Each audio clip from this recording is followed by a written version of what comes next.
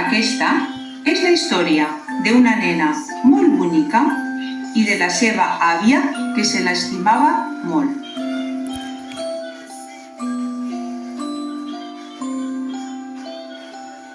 L'àvia li va fer una caputxeta de color vermell perquè no tingués fred.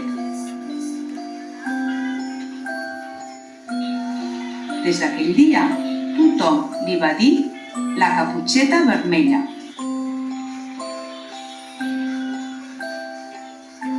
Un dia, l'àvia es va posar malalta i es va ficar al llit per descansar.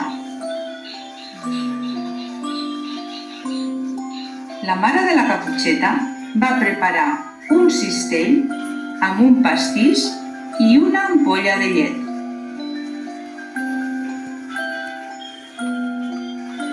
La mare va dir a la caputxeta: Ves a casa de l'àvia i porta-li aquest cistell.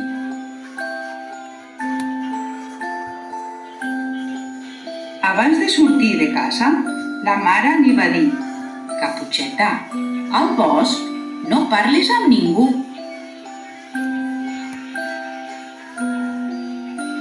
Quan va arribar al bosc, la caputxeta va començar a jugar amb els seus amics els animals.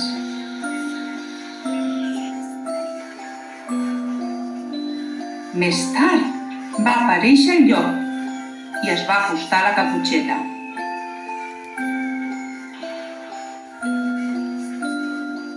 Hola, Caputxeta, on vas amb aquest cistell? Va dir el llop.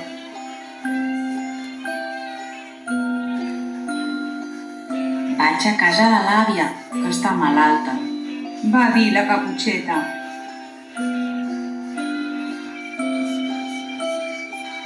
I què hi portes dins d'aquest cistell? Va demanar el llop.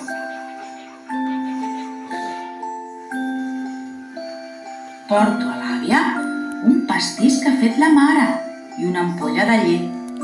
Tot perquè es curi i es millori.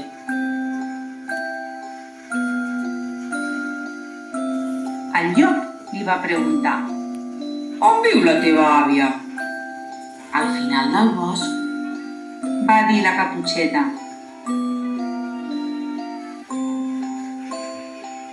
El llop va dir adéu i va començar a córrer per arribar a casa de l'àvia abans que la caputxeta.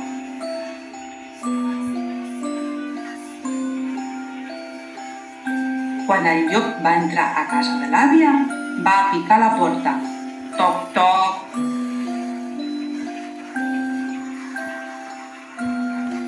Qui és?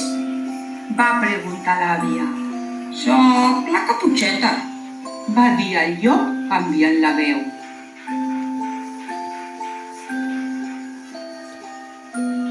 Obre la porta i entra, Va dir l'àvia.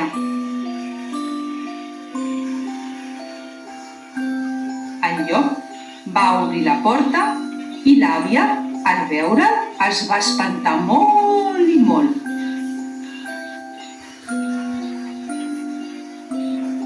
L'àvia es va aixecar del llit i va sortir corrents de la casa.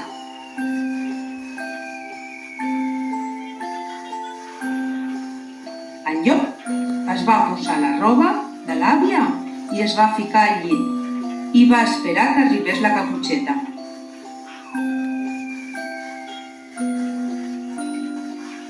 Més tard va arribar la caputxeta i en veure la porta oberta va entrar.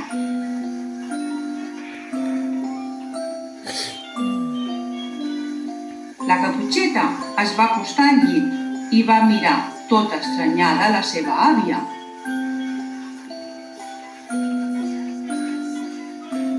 Àvia, quins ulls més grans que tens, Va dir la caputxeta.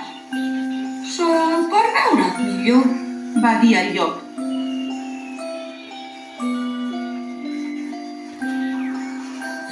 Àvia, quines orelles més grans que tens. Són per escoltar-te millor. Va dir el llop. Àvia, però quin nas més gran que tens.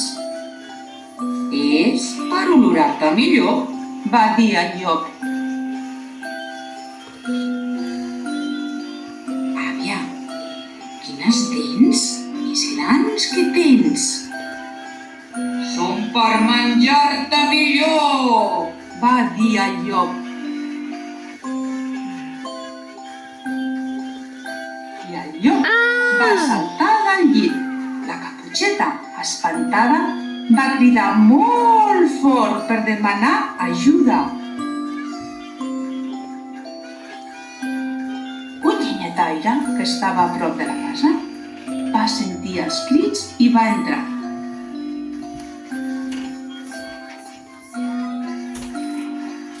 El llenyataire va córrer darrere del llop, que es va escapar al bosc, i mai més el van tornar a veure.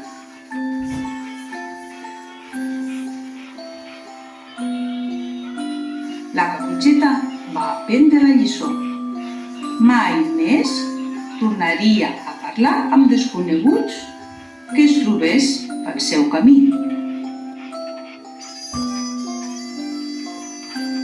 I, conte contat, aquest conte s'ha acabat.